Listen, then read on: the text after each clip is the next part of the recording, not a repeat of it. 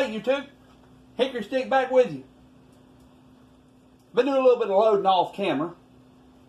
I was thinking about what I was going to do this week for a video to kind of try something different with the gun. I know last week we loaded everything 100 thousandths off the lands, and it seemed like the gun didn't care for that in our 77 grain Match Kings. So what I did is I went back and I decided, well, you know what? We'll load them 20 thousandths off the lands this time. That'll give us a little bit less protrusion of the bullet down into the case, and it will also change the distance to land just to see what the gun likes. I went back and I duplicated all of our H414 loads. The 31.5 grain, the 32.2 grain, and the 32.9 grain. I also went in and I decided to try some H4831sc that I have on hand for the 30-06 because it's supposedly a good powder for the 22-250. Well, like we talked about in the last video, there's not really any data in the book for 77 grain Match Kings. There's data for 80s, and I was just going off the data for the 80s. Well, this week, I actually emailed Sierra and asked them about, number one, load data for H414, H4831sc, and one other powder, 4350, that I'm thinking about grabbing. Asked them if they had the load data for the powders, and also I asked them what their recommended seating depth was for these rounds. And they said that they haven't done a whole lot of testing with the 77 grainers in the 22-250, but he did have some data. Now, he did not have any data for the H414. He did have data for the 4831sc and for the 4350. Well, I have not yet bought any 4350, so I went with the 4831sc. Now, he gave me a minimum load of starting load, of 34.5 grains of 4831, and it moved up from there. I forget what he said the max load is. I'd have to look it up, go back to my email and look at it. I haven't written it down in my notebook yet. Well, I had already loaded these up with the starting load for 80 grains, Match Kings, which was 34.1 grains of 4831. So it's only 0.4 of a grain lower. So I didn't pull them apart. I said, you know what? I was very close on that. My guesstimation was pretty close. Better, it was a little low, but better a little bit low than too much. Left them like they are. We're going to go ahead and shoot 34.1 grains.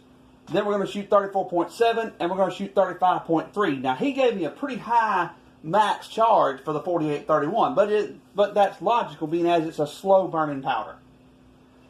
Got them already loaded, got them already seated and crimped. And the reason why I did that is the last video was like 35 minutes long. Trying to cut down the length of the videos to where they're easier to watch. Also, another thing that I did is with the H414, this time when I primed the cases, I used Magnum rifle primers.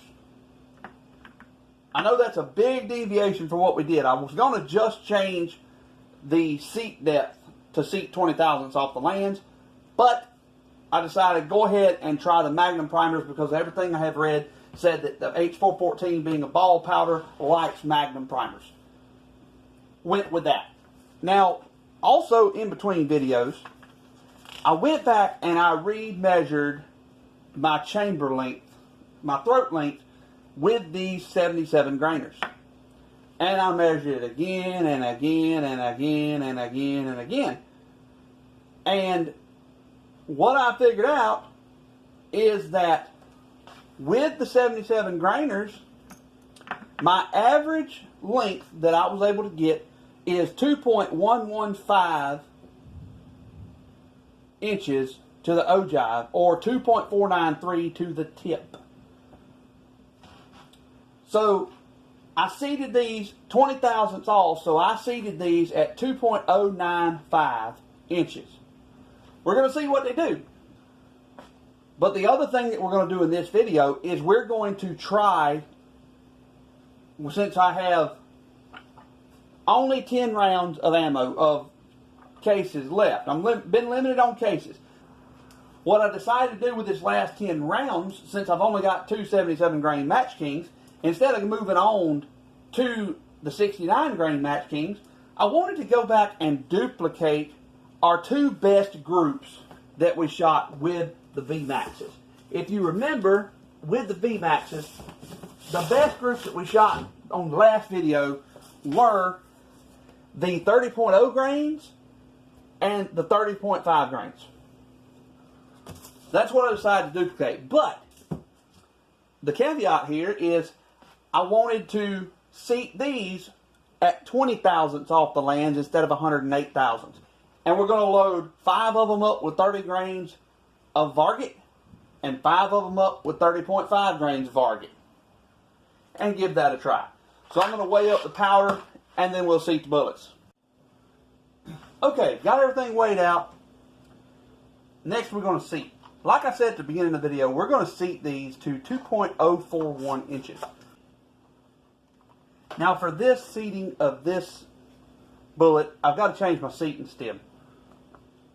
I need to go back to the stem that came in the die, because I've had the stem for the AMAX in there, but the stem that came in the die fits these bullets great. To change the seating stem, I don't think I've ever actually shown this on camera. Basically, all you've got to do is unscrew the top of the die. Just unscrew the top of the die, tip it over, seating stem comes right out. Drop the other one in. Easy as cake. The only thing that I do not like about this whole process is when you unscrew the top of this die, well, whatever setting you had in there, you lost it. But luckily this time we're going back to a totally different setting, so therefore doesn't matter. Okay, let's get our bullet. And like I said, we are seating to 2.041. So let's take our first one, which is our 30 grain loads.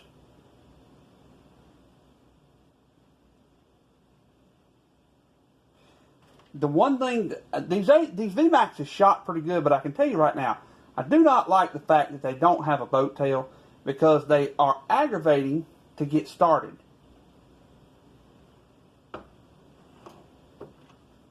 They're not hard to press in, they're just aggravated to get them lined up straight as you're pushing them up into the die.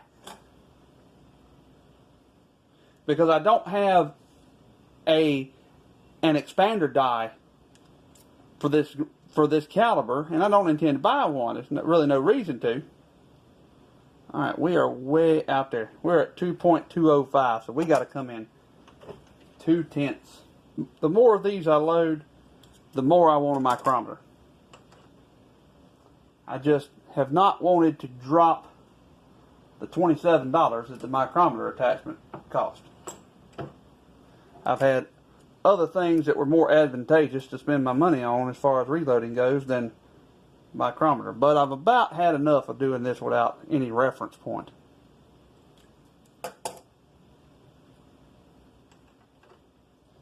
Of course though, now that I've gotten to the point where I'm tired of doing it without a reference point and I want a micrometer, guess what? Midway's out of them.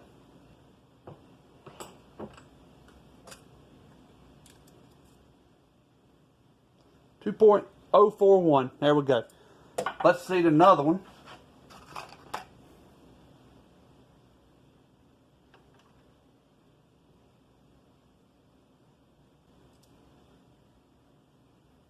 .0415.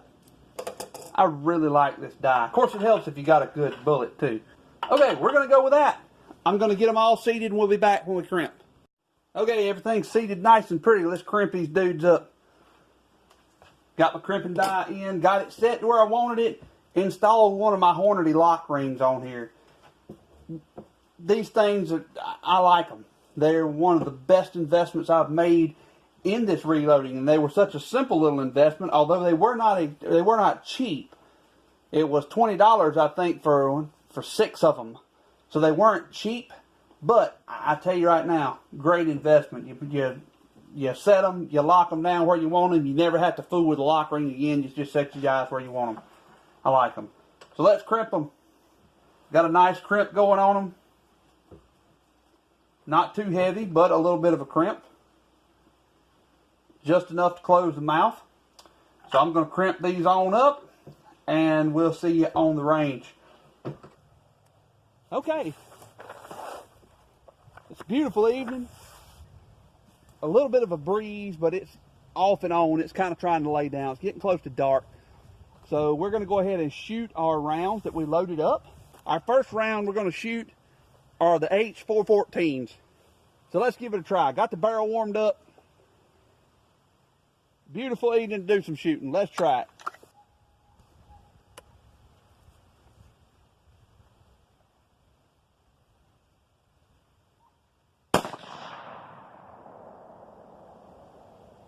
We're going to move on to 32.2 grains of H414.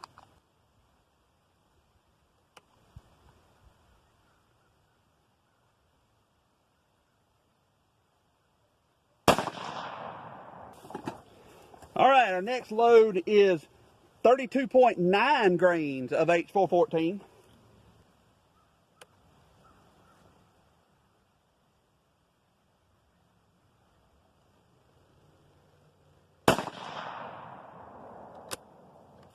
And we're going to move on to H4831sc.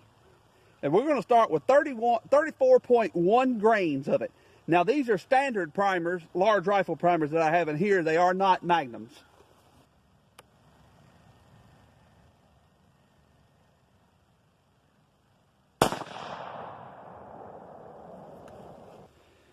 We're going to move on to 34.7 grains of 4831sc.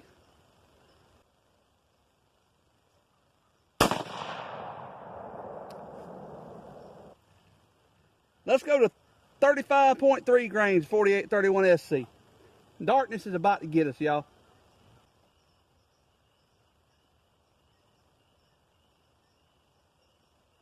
So we're going to try to shoot this last 2 groups before it gets dark. Got just enough light. These are our 60 grain Hndy V-Maxes. We're going back with 30.0 grains of Varget. We seeded these at 20 thousandths off the lens like we did the 77 grainer. So these are seeded at 2.041 inches. So let's see what happens.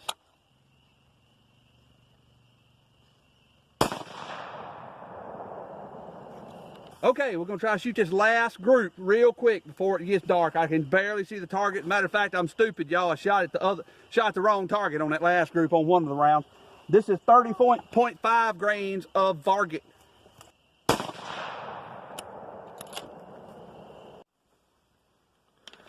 All right, let's take a look at these. Man, we had some fantastic groups this time. We had a couple not so good, but man, we had a couple fantastic ones.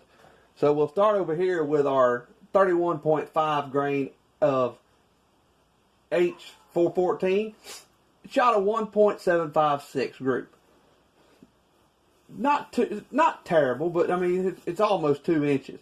But then we went over here to 32.2 grains of it, and man, a .663. Look at that beautiful cloverleaf group right there. That is gorgeous. So I got to thinking, okay, maybe the gun does not like this low of a charge of H414, because if you remember, we were going off of 80 grain Match King data because Sierra told me that they did not test the 414, so I was using 80 grain. So this is a little low for 414 477s. But man, that was beautiful. So I thought, okay, yeah, it likes a little heavier charge. But then got over here, and the group opened up to a 1.645. Now, I think, yeah, that's probably just me some bad shooting combination of that. And two, I had let the barrel get pretty hot. So I'm thinking that's what caused that issue. Let the barrel cool down, and moved on to the 4831sc. First group was 1.7, nothing spectacular there. Low charge, a little bit lower. I heard back from Sierra on the 4831sc after I had charged these cases. So this is a little bit lower than what they said their minimum charge. They started with a starting charge of 34.4, which may be the reason why this group was not that good. It probably likes a little hotter, because when we got over here to 34.7 grains, yeah, pulled into a 0.989 group. I'm happy with that. I can live with that. That's nice.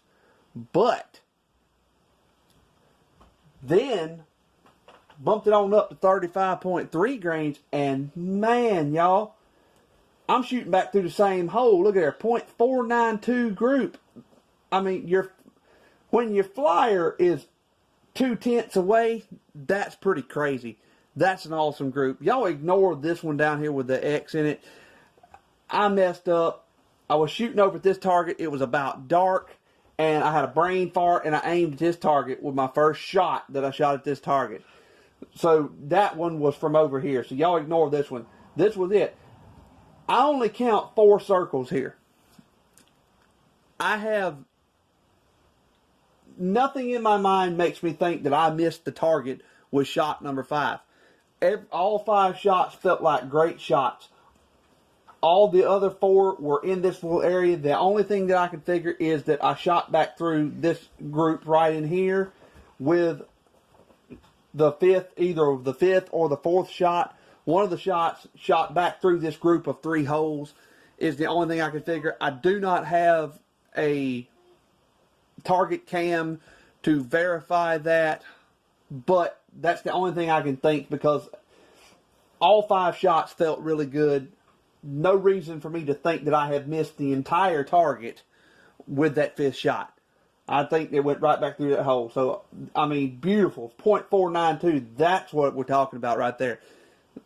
That is substantial progress, man. That is awesome. I am very, very pleased with that. I was beginning to think that the gun did not like the 77 grain Match Kings, but after seeing that group and this group, yeah, I know it likes it. We're not done with 77 grain Match Kings. We're going to try some more. I'm out. I've only got 2 left, but I'm going to get some more of them, and we're going to try. We may try tipped Match Kings next time and see what happens on the 77 grainers, because they do make a 77 grain tipped Match King. So I'm very happy with the Match Kings. Very, very pleased with them. Even our worst groups were 1.7s.